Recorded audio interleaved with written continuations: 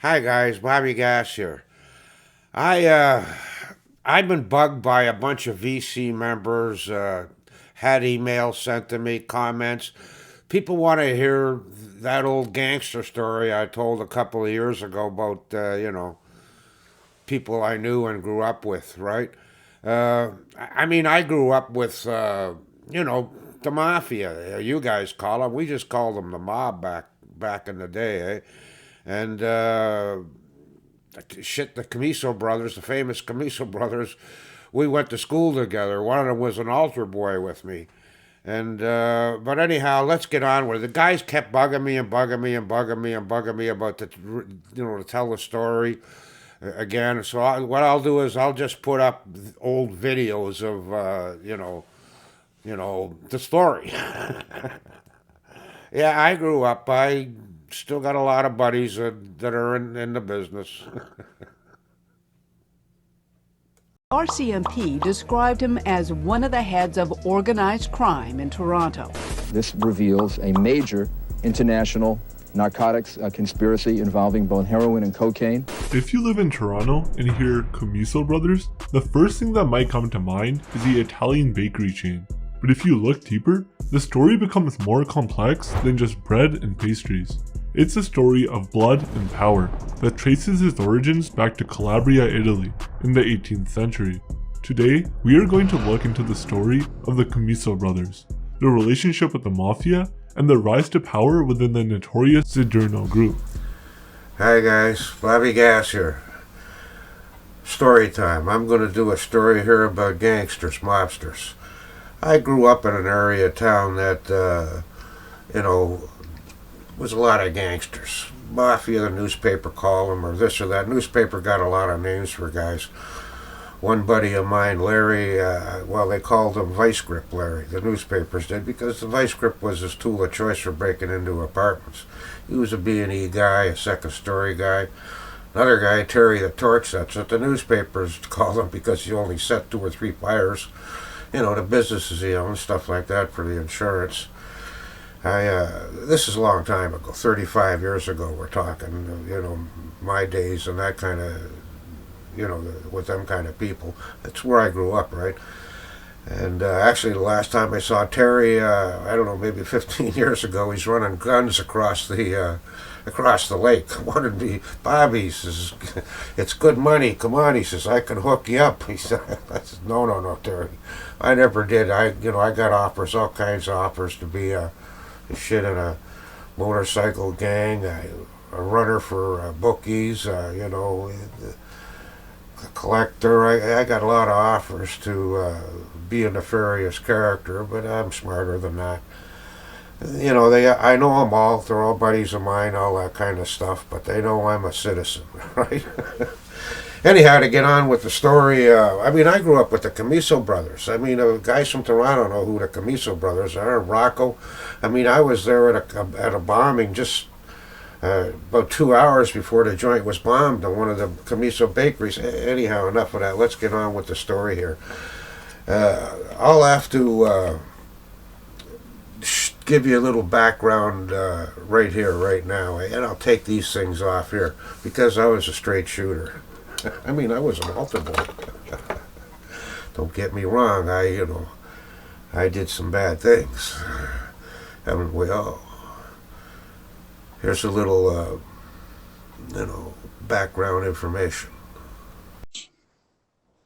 Last week, the Toronto homicide investigators obtained Canada-wide arrest warrants for the following individuals on the charge of first-degree murder in relation to the Raposo investigation. Warrants in the first are in existence for Nick Nero, 36 years of Niagara region, Martino Caputo, 39 years of Toronto, and Robbie Al-Khalil, 25 years of the Ottawa and Montreal area. These charges stem from the information gathered during this multi-agency investigation. This information supports the allegation that they were involved in the murder of John Raposo. On February 20th, today, Nicola Nero attended the Old City Hall courts with my investigators on the charge of first-degree murder and was remanded into custody. On Saturday, that'd be last Saturday, February 16th, 2013, homicide investigators were advised that Martino Caputo had been located in Germany by authorities and is being held pending extradition proceedings on drug and organized crime charges held by Niagara Regional Police Service and our warrant for first-degree murder. However, the whereabouts of Rabi Al-Khalil is unknown at this point in time. However, homicide investigators are actively attempting to locate him. They grabbed Robbie about a year later in Greece. You know, they were Interpol looking for him. Every copper in the world was looking for these boys. Johnny Raposo, this fella here, got whacked down in Little Italy, down on College Street. He was in a sidewalk cafe watching a soccer game between Euro Cup, I guess, and between Italy and Ireland. Italy won 2-0. Anyhow, this guy here, Dean Witcher is his name. He got that orange vest on and a hat, you know, like that. He walked up to Johnny and he put 4 in his head. I think he shot him 4 or 5 times, 4 of them in his head. And, you know, naturally everybody's running and, you know, when you hear gunshots, you either start ducking or you start running, right, if you got any brains, right? So it was kind of like mayhem down there in Little Italy for a while, but that wouldn't be the first time shit like that happened down there.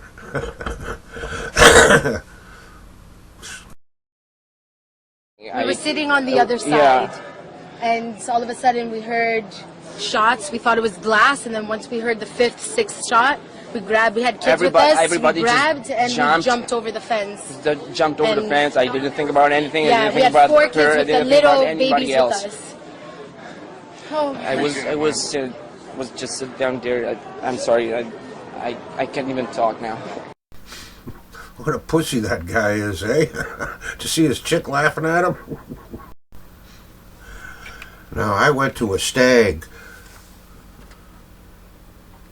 with these guys in 2006. And I could, you know, I wrote on the back up at the story of this stag, a little bit of it, and I could never tell this story because, well, for obvious reasons, right?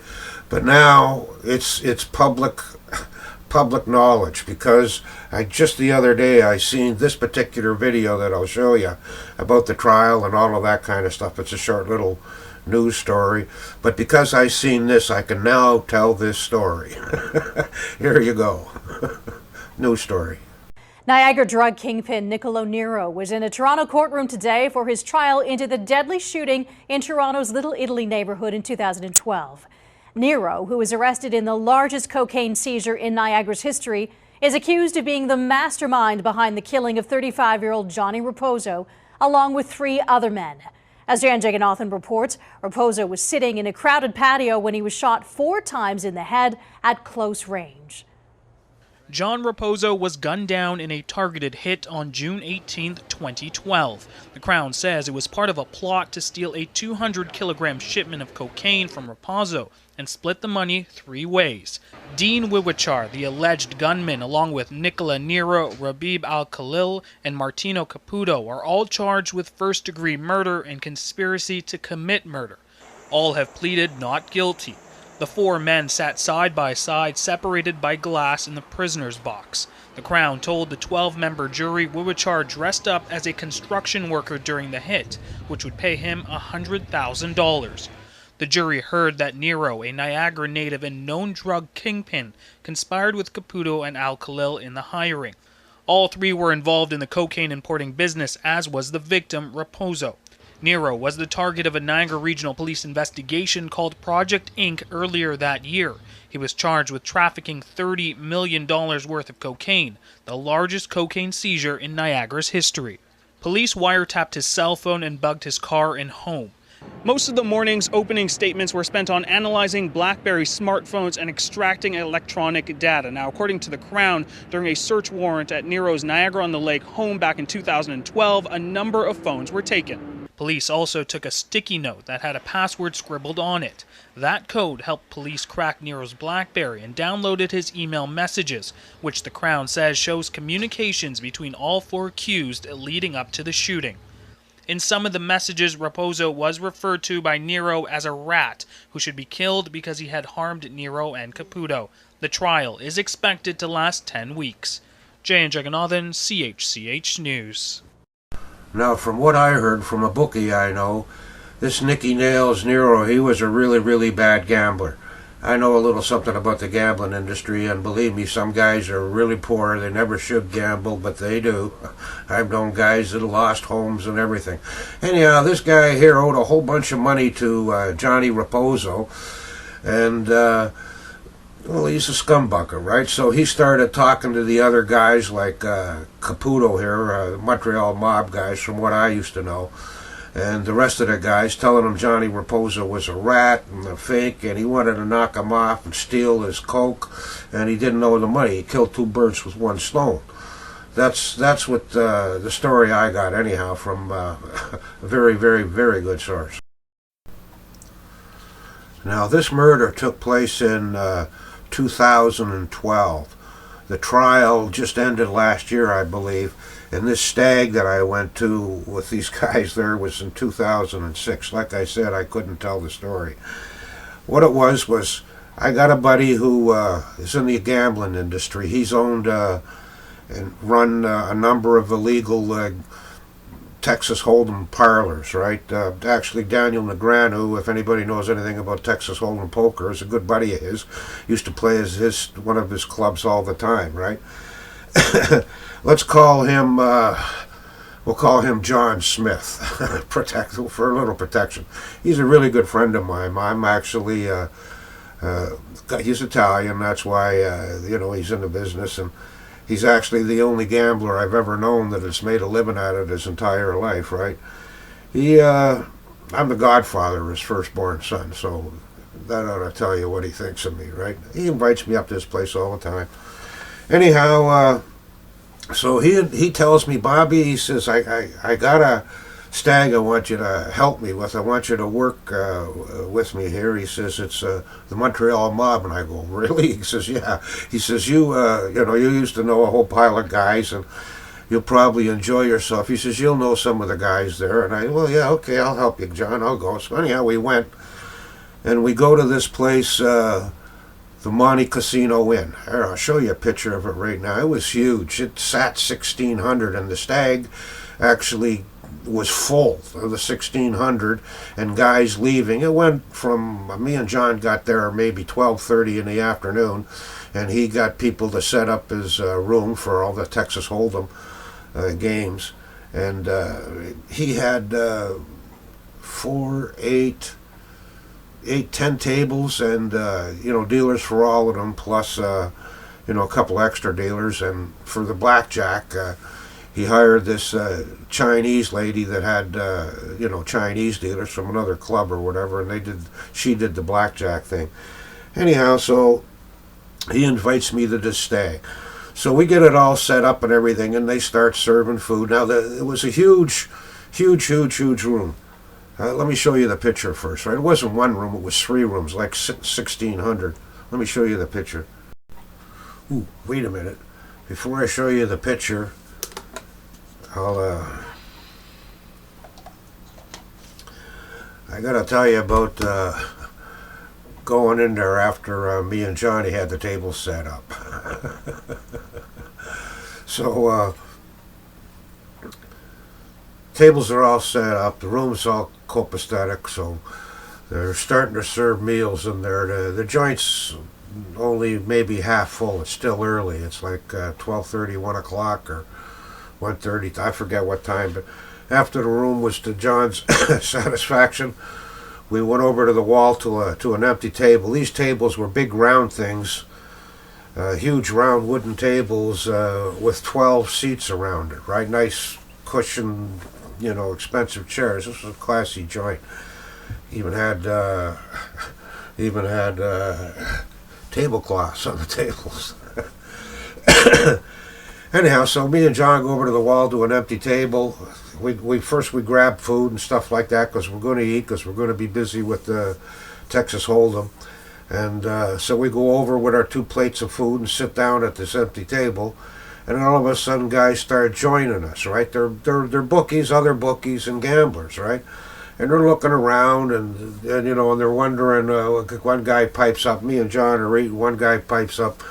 He says, "How come there's no hookers here? Where's the stag flicks?" And John doesn't say nothing. He's just still eating. And I popped at a guy. I know the guy from the bridge studio. I forget his name now. Me and John were bridge players. Canadian Championship 1 year, as a matter of fact. We won. Played in the Canadian Championships 4 years in a row, we did. Anyhow, so I tell the guy, he says, "Well, this is an Italian thing. You see all the old guys here?" And the guy he goes, "Yeah, the Mustache Pete's." And I chuckle, I say, "Yeah." I says, "Well, you know, that'd be disrespectful to them if there was hookers here and stag flicks. You know, they're Catholic family men and all of that. It's, you know, you just don't do it. It's disrespectful."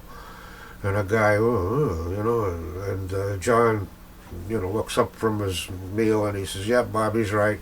It's disrespectful. You don't do that here."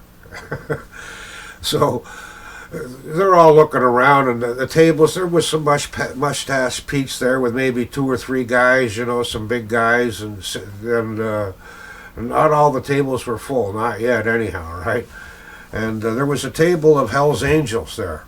The Hell's Angels, they were from Montreal, right? When the Hell's Angels moved into Montreal, you know, and took over, they started doing the hits for the Caputo family, for the mafia, and there. I guess, I don't know if that's what you want to call them. I don't know. I just call them mob guys. And they were sitting at a table. There were 7 or 8 of them, and there was 2 of their old ladies there too. But it was really funny the way they were dressed. Some of them were in their regular colors, you know. They got their motorcycle boots, dirty jeans, and you know, and their jackets with the Hell's Angels on them and all of that. 2 or 3 deer growth of beard with the long hair, you know, and big boys. And then there was 2 of them that were dressed. It was obvious some of them didn't know how to dress for this thing. Some guys come as they are, they didn't give a shit. And some of the guys, 2 of them dressed like in their old high school stuff, right? Because they had gotten a little bit bigger and everything was short. And like that, this one biker guy, he was funny. He had a dark pair of pants. He had Donald Duck shoes, dark pair of pants, white socks, Donald Duck shoes, white socks, a dark pair of pants, and no press in them that he hadn't worn since high school. And they were a little short for him.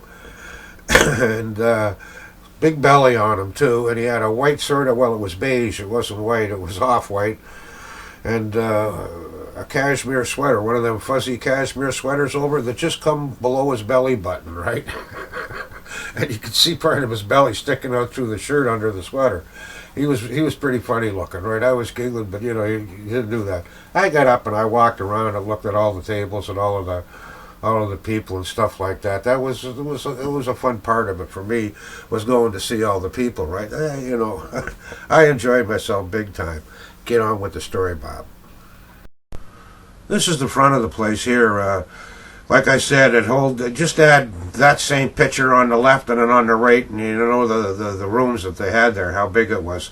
Like I said, there was 6 seating for 1,600, and they had more than 1,600 there. People were coming and going. I kind of figured there had to be at least 2,000 at this stag.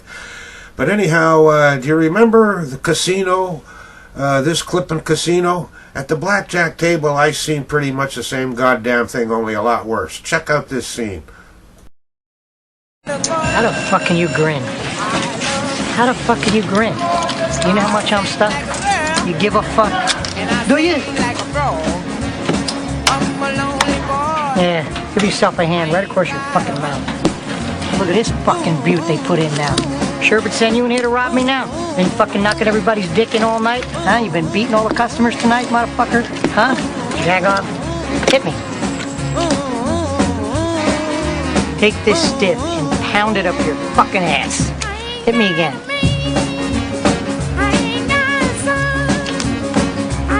Take this one and stick it up your sister's ass. Hit me again. That's it. Keep looking at him, you fucking dummy. If you had any fucking heart at all, you'd be out fucking stealing for a living. Hit me again. What the fuck you keep looking at him for, man? You fucking... Look at this. 20 fucking paints in a row. Hit me again. So this shit's going on at the blackjack table. The guy with the hairy chest and all the gold and diamonds with his two buddies watching every move, not saying a word. And this guy's throwing cards at this dealer, this Chinese dealer. He's calling her a Chinese cunt and cursing like you wouldn't believe, right? This is going on and on and on, right? And I'm standing there with John, at the money table, right, with the chips and the little vault with all the cash. And nobody's going to knock off this joint, believe me. There's lots of money here, but ain't nobody knocking off this joint. Anyhow, so I look over at John, and I give him one of these, right? John looks over, he was counting some cash, and he looks over, he had been hearing John's an aware guy, he knows everything that's going on. And he looks over and he goes, and, it's none of my business, he says, right? It's her business, the broad that was running the blackjack. And she was standing there watching the whole scene, but not saying a word. Just kept getting a new dealer, right? But not saying a word, right? And, John, he knows, he actually worked for the New York mob. I don't know what family, but one time they invited him down for 3 or 4 days, and they wined and dined him and took him to all the clubs and, really wined and dined him, wanted to check him out, and they got him to run a bookmaking operation down in Philly. All real high rollers, right? Betting 30, 40, 60 grand a game, right? I think it only lasted about 6, 8, 9 months. They went and busted them gamblers. They took over $2 million off of John, right? Of course, no fault of John. He's just, he just deals with the vig, right? Collecting and, that kind of, if you know anything about it. But anyhow, so it's kind of crazy. All of a sudden it stops with the blackjack guy, goes over to the other side. I mean, the tables in the Texas Hold'em ain't enough action for some of the guys, right? So they grab these, banquet tables. They're like 10 feet long and about 3 feet wide. So a bunch of these guys, these Goombas, they grabbed 3 of them. They grabbed 3 of these tables and they stuck them against the wall. So you got 9 feet and 10 feet. It's a big square thing, right? And there's a whole pile of guys around it now. They're playing some sort of a game I never seen before. I should have asked my buddy what the hell it was, actually, but I was drinking and having fun and watching. And this game here, it was played with cards and dice. Don't ask me what it was, but this was big time money. And they were 4 deep around this thing, right? And guys had wads of cash like that, right? And there was, all of a sudden, a big argument starts up, right? And between one group of guys and another group of guys, and fuck you cocksucker, you don't know who the fuck I am. I don't give a fuck who you are, you don't know who the fuck I am. This thing's going on, right? And everybody's going like this, right? Now these two loudmouths, guys having an argument, right? They've got buddies, they're crews, I guess, maybe. I don't know. But these guys are obviously ain't backing down or anything else like that. But they're in this stag, and, you don't start screwing around and something like that, at least in the old days. Now I guess it's a little different. But anyhow, the guys are, you're screaming, I'll do this, I'll do that to you. And guys are trying to take this one guy, out of the room and all of that. And the guy turns around and he goes, you know what? And he's got a stack like that, right? He says, you know when I care about fucking money? And he tossed it straight up in the air and hits the ceiling and comes down over all of these tables and on the ground like that, right? That's what I care about, fucking money. And then the guys hustle him out the door, and and the whole time he's, you cocksucker, this and that, and nobody touched none of the money that this guy threw down. Not a goddamn thing. Nobody bent down on the floor and picked it up. And everybody just standing around looking at the one guy that was doing all the argument, and he just, he's talking to his buddies now. That fucking guy this, fucking guy that, who does he think this, what does he think that, all of that. And then another minute later, 2 guys come in, from the other guy's crew, and they start picking up all the money that this guy had thrown, right? And everybody sort of backs away from the table so that the guys could pick up the $100 bills and $50 bills that fell on the floor, right? But that was something, right? I mean, that was right out of the movies, that crap there, and especially that guy with the poker table flying. That happened. That was before the movie, I think. When did Casino come out? Well, I don't know.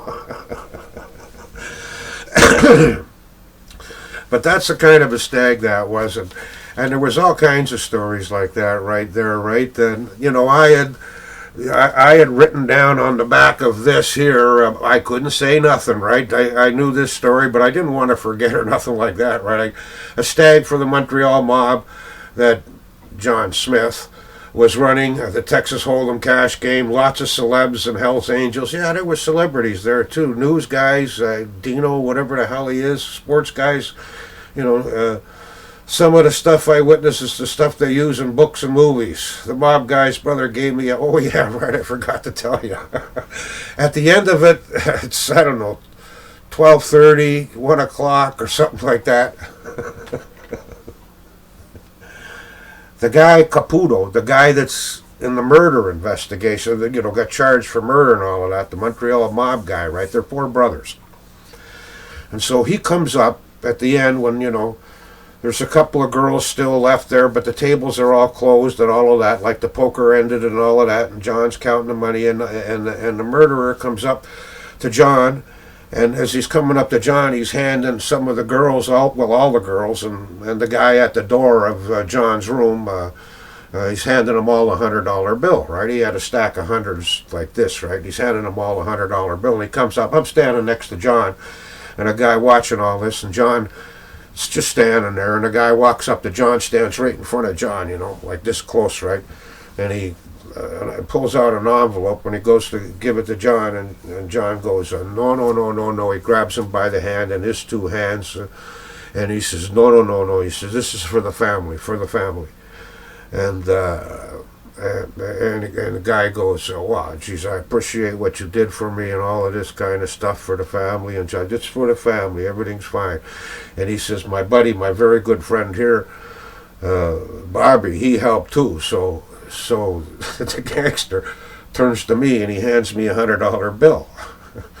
And I says to him, I'm drunk, mind you. And I says to him, no, if John ain't taking ain't taking no money, I ain't taking no money. So the guy says, no, here, take this. You know, he pushes it towards me, right? And I go, no, John's not taking no money. I'm not taking no money, like that.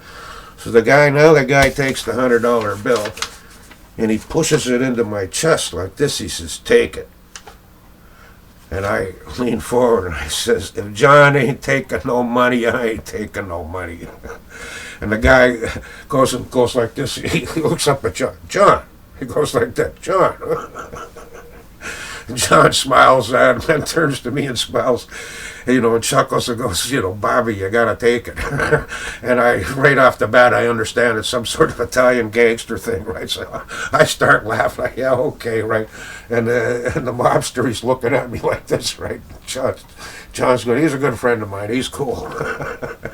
Anyhow, that's my gangster story. It's I could tell it now because it's public knowledge. I got a lot of them kind of stories, man. I tell you what, I lived the life. I was no gangster. I just grew up with them. And, you know, many's the time I protected them, as a matter of fact, in some instances when we were youngsters. Anyhow, guys, have a good one. Bye-bye. If you don't see me in a video in the next couple of days, it means I got whacked. No, that'd never happen. I got too many friends. Hi guys, Bobby Gass here.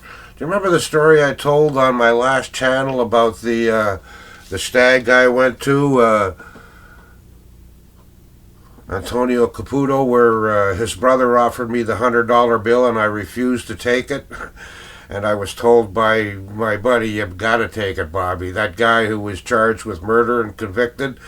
Well, anyhow, one of the Caputos got himself murdered down on Ronsonville a couple of days ago. They're associated with the Rizzutos over there in Montreal.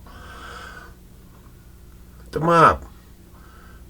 I don't know, you guys call them the mafia, right? I don't know. To me and everybody else, it was just a mob. In Toronto, anyhow. Later, guys, just a little, update on Bobby's mob friends. Well, these guys were friends. Friends of friends, let's say.